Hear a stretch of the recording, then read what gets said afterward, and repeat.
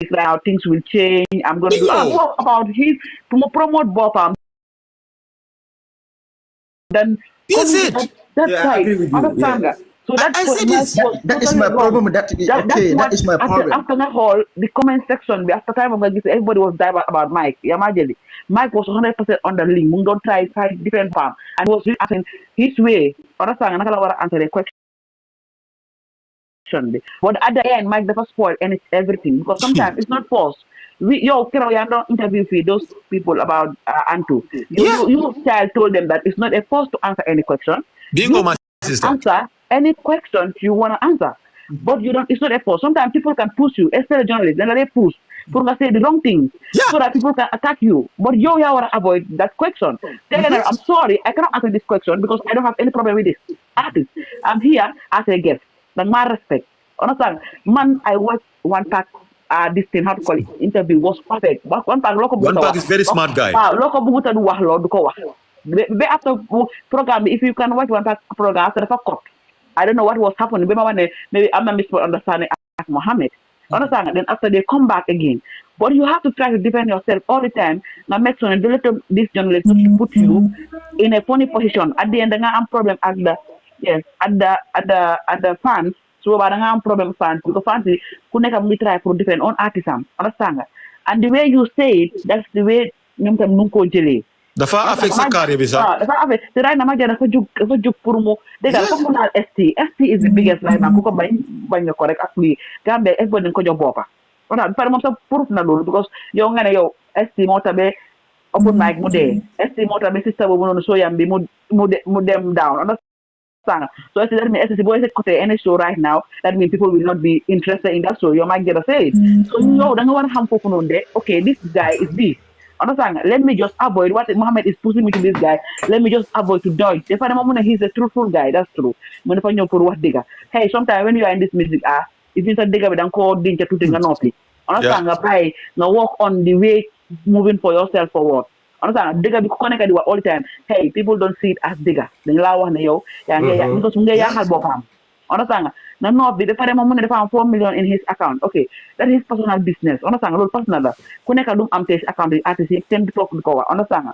Defare mom nekku music mo connected de mi. Understand? Mo ne mom du music. Okay, defare mo ne ñun Gambian we don't know rap. When a Gambian music we don't know rap. Understand? So Gambian music we haven't rap. In Senegal they understand more rap than Gambian. Understand? And that was wrong in that side. What the more Gambian because Snake mom ngi rap. Yeah, you listen, yeah.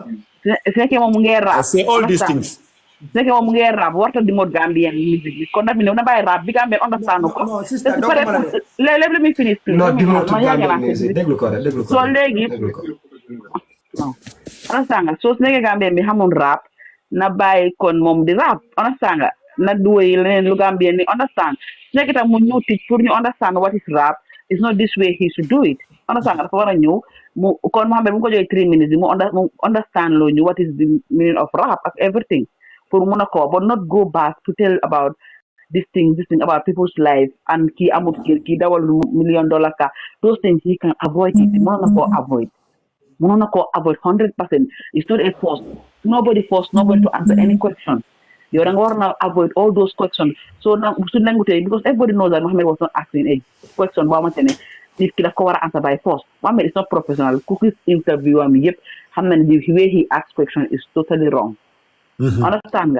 But you want to avoid as a part. You balanga de you. Hana you don't stand. They ask another artist questions. Balanga de you so you have to be watching because you get them at school. So you have to prepare yourself. You don't just go there, sit down, but mula ask questions, then guy mula push like some guy at the end that's what happened to Mike today. Mike today when he just get prison and he come back to the scene. That's what I try. Calm down. Understand? And not being calm down. Right now people they are calling him names and everything, but everyone knows that Mike says stop. Muna way, he know what he's doing. Understand? Yeah, that's true. But let him just calm down. Right now, that's what the advice people should advise him and avoid too much interview. The one I'm real. I'm going to say the real thing. It's just too much. The fact break become down. Taking the same path, you support, the same path, you support, attack, you support, Jesus, you support, everybody. Yeah. We are very small. Understand? same bu ñoy def yëpp sooy def music you just have to calm down man loolu laa pare woon pour contribute. Dega sister. Man dama am lu ma bëgg a comment. This point bu ñu no makam pour ay Yalo child. Yalo nga foy janne ha. Child man child di mo la pour ñi in blay seniade. No, mbatu nga diamu. Tomili. No, child. Let's say for champion so mani. Child. Ya jele we love my Jayda. Ite you love my Jayda. Nta katara sirim platform nga foy ko we love him. Yalo ite ni bulonda ke dula dol beje. Be commandé child nga foy. Même be dala la boy mbole folé. You can understand. Même be dala mbole folé. My Jayda la interview nyang mam kudul beje amanya na ka answer. Yalo quand même foi ite même be tinyala ibe kudo fola il faut be sile every man sa no la feel yesterday I'll get up bring set the platform na foi ne foi ko kudo kadaji e manta ku you understand my Jayda momo ko ka marap no I deny le wallahi the boy is talented, the boy is very talented and the boy can rap momo ko ka marap no donc amari left amar likely bari ko le kata interview to melan ko e manta ku amam beta la carrière la because mu ne kata fans tema bije bi they are disappointed afon la fans sol kono ku juma bije nya pousse le adu Muhammed men keta fanka kele ika mo pousse question o kane pour ka lo mu ne ba mari ko yalla ñi alonde Okay. Next time next time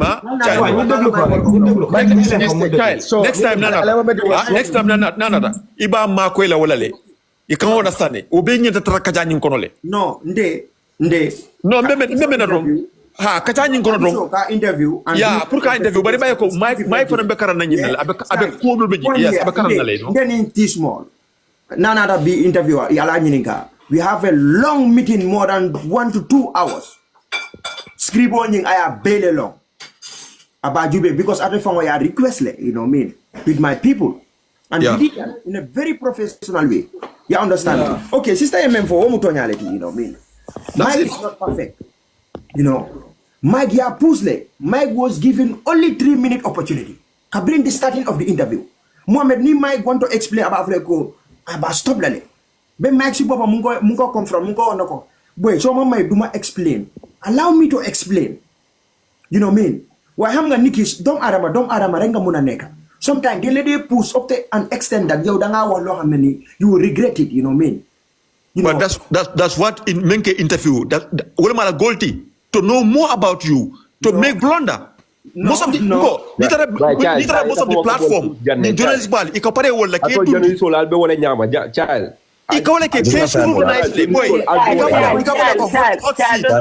hot seat. You were here interviewing. Simon, I don't want to mention him. It's a hot seat, my brother. For you to trying to force about his resignation, I don't want to go into that. No monify, I respect that. Yeah, some people I could have posed it. Exactly. Like child la muy yalong Simon kam fue faran yalong ya any journalist jele na mo interview na ye breakthrough is a win to him. Exactly. Whenever he breaks you, especially hard talk from hard talk fan and jube. You understand? But the thing is more fan and can understand that mean. Human being, we can only be human being. Yeah, that's true. Sometimes you can be very, very patient enough, but when someone pushes you to your limit, yalong, you can't handle it anymore. And when you can't handle it anymore, you keep on saying shit without thinking. Yeah. Because sometimes you can be very smart, and that smartness will lead you to being a very good person. It's too late. It's too late. It happened, like you can be very, very smart, but the smartness will lead you to be becoming the dullest person ever. Because of what? Because of somebody push you, to an extent that using your own smartness, to make you look like a fool. Because Mike was answering the questions, right? That he was defending himself right towards Alagie Muhammed, questions. But at a certain point, the mind and the brain, not exhauster, you can't handle things anymore. You say whatsoever you feel like saying. Then the person, the interviewer will always say, okay, I win because I push you the limit that I want you to say something that you shouldn't say. Yeah. You get me? Wala come certain points like Gambia. These are all lessons. You know, we are not perfect. We are all fallible. You know, no, we are not infallible. We all born to make mistakes. That's humanity. Sapiano, yo hanga Mike, bundo ski nakatodi Alagie Muhammed. By chance, you big fan of interview you, big fan. Mike, she don't interview sorry, Alagie Muhammed, she more interview the other artists. He doesn't interview the same like no interview.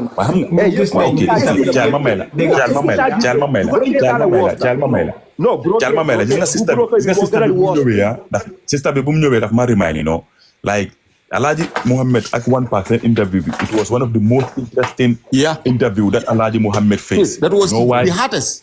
Because Alagie Muhammed faced somebody who is, you know, smarter than him in any multiple ways. Exactly. You see one Go part, and watch that interview. one part you cannot tell him to say something that he should not say.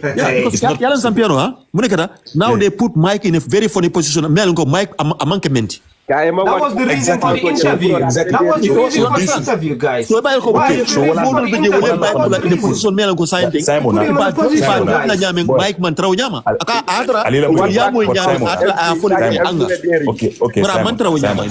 Okay, Simon. You, me, Child, Andrew, and whosoever is on the platform, we should rectify that position of Mike to let the people know that he is not that kind of person. He's not that kind of person. Yes. That one. But also, we should take it through Alagie Muhammed. Like Muhammed, the Gambian people should also talk about him because the people thank you, are bro. looking up for him, and the people also listen to him a lot with this Tonya Keso. But the Tonya Keso is not Tonya in the heart of Muhammed. Wait, I'm not Tonya. Thank you, man. My Jayda is perfect, but what I'm saying, the interview guy, he made mistakes. But he himself is not acting on the title. Thank you. Because Nico Tonya Keso, the Tonya Keso you asking, you also need to ask yourself whether me asking this person, I am in this.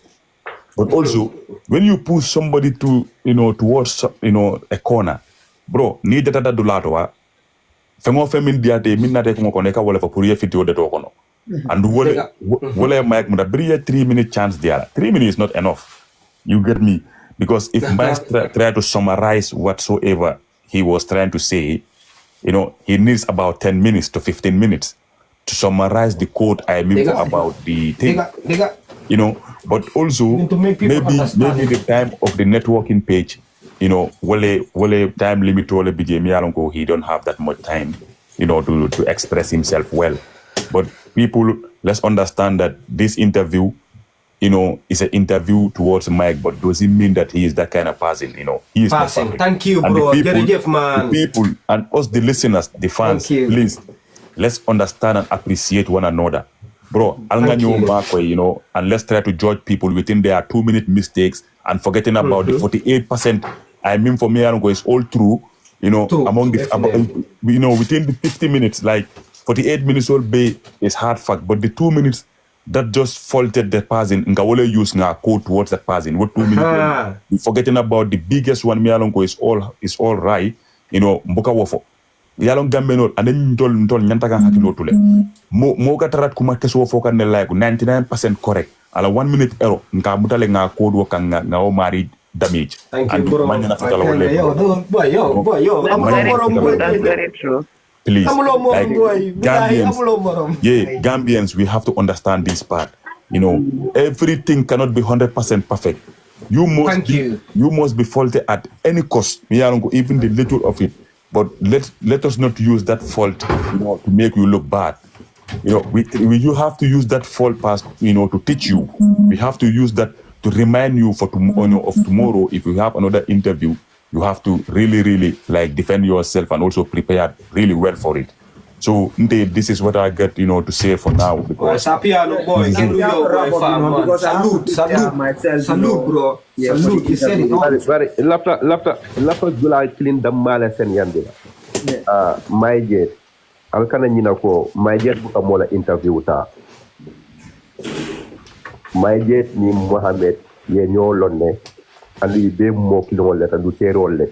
Ni aji my jet ay Muhammed la interview accept ntol be min bi jang ni may jet Muhammed tema wo man tan may jet ntol ni may jet tema do comme ça bebe na mira kumole fokan bar itol damal ye ñoo lonne e damal la be industry ñun kono andu itol damal la lon jumala do dol mbe supporting ka kan mba blame la kan my jet udan ko nga blame la Muhammed ya but end of the day ñun mo flo damal be je after kabri interview band itol damal kachat do is a big shot also nkada nyina my jet para nyim para mu my jet a betata my jet fana mbala because it's a rapper mo be talla ka diamu kan chat ni I remember kabring game o start ba play kan jang my jet fo kuno a fole ala view fo be over high kan rapalem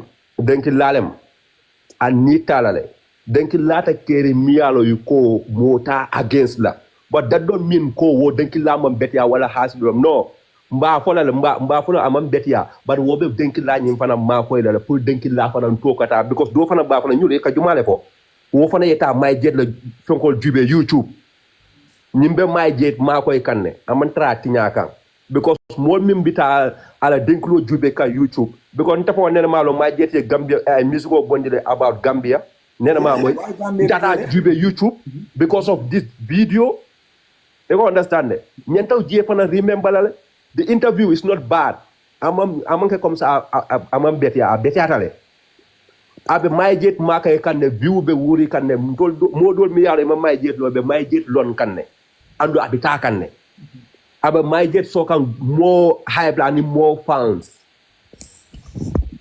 so abuka by music ko kono kamo yake jam bro kelale yake jam big falale big fata fon sa kono wala wosta because of big fa a laptop big fa ni bible bu tale du ni lay bari big fa yalo na a jela a handle nyami a breakdown wo big fa ye ko ni stop but my jetta kabring Alagie Muhammed la ñi starta my jetta la ñi interview la hit bi mo be beñil la foka interview je la tambita jam mo because of my Jayda.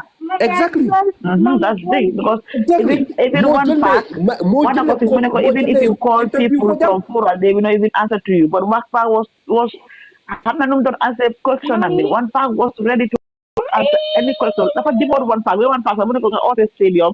Exactly. Stadium. Or how much? Excuse me. One fact was like, hey, one fact was I one fact famous in there. That don't mean the art is not good. Nyanta fana wo mirala de nyimbe my jet make ma koy kanne andu my jet fana manke force artiste te kamin do hal banku do la ka kede banku do e ka artiste di mode after wo artiste kata aka songo bondi songo fo kana over hit nyim betiata le amanka am betia mo man my jet head mo ya like le bari interview do la ka modol fe bole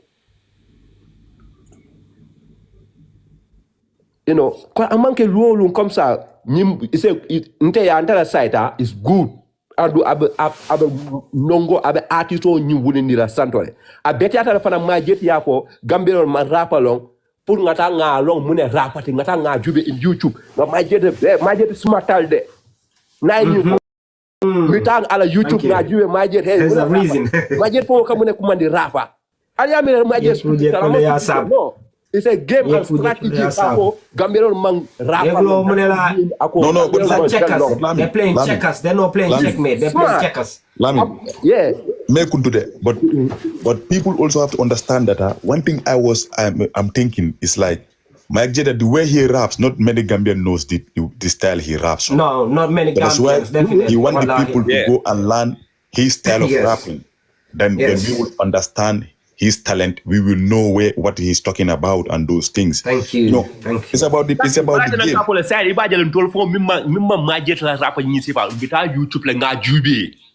No, Mike Fonko, he will change his style of rapping. The first start, this is an intro to him.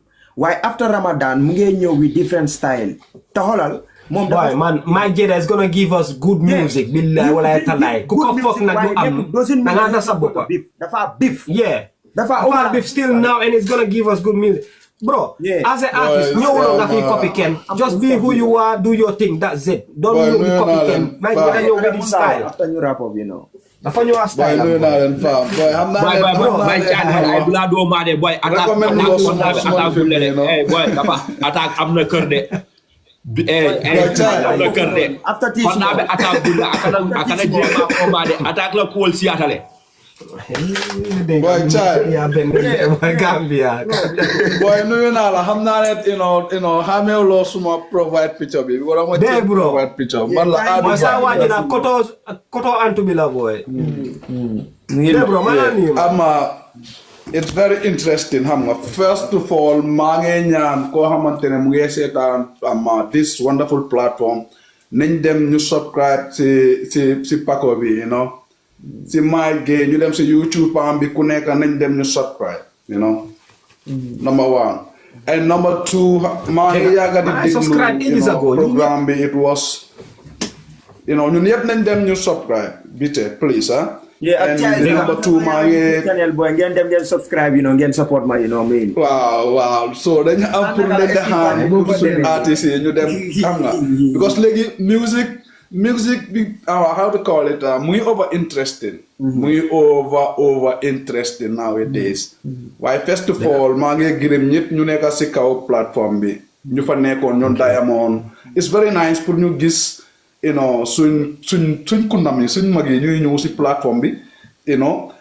the change ideas you know to give power to the youths of comments you know to know where they will step up xam nga lii du dee ñaaka si music ñoom Tupac ñoom Big ñoom ñëpp Vybz Kartel li yëpp daf dee happen ci seen music you know man lu may wax mooy like Muhammed suy interview artistes yi na xam nu mu leen a interview because ñunu neen la xam nga ñunu neen la ñu xam you are not supporting Gambian artists Gambian music split yow nga ne you will never subscribe to Mike boy yow you are totally clear here no bu def xam nga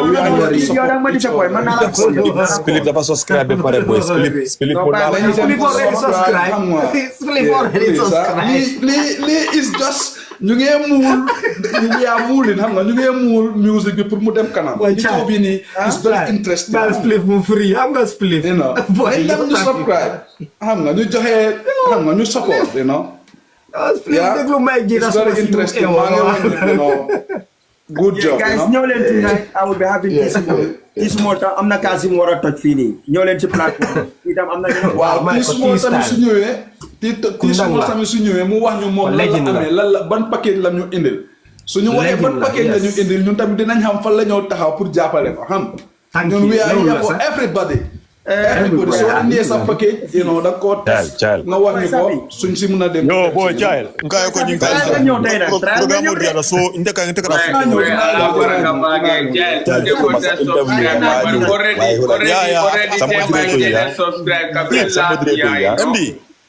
MD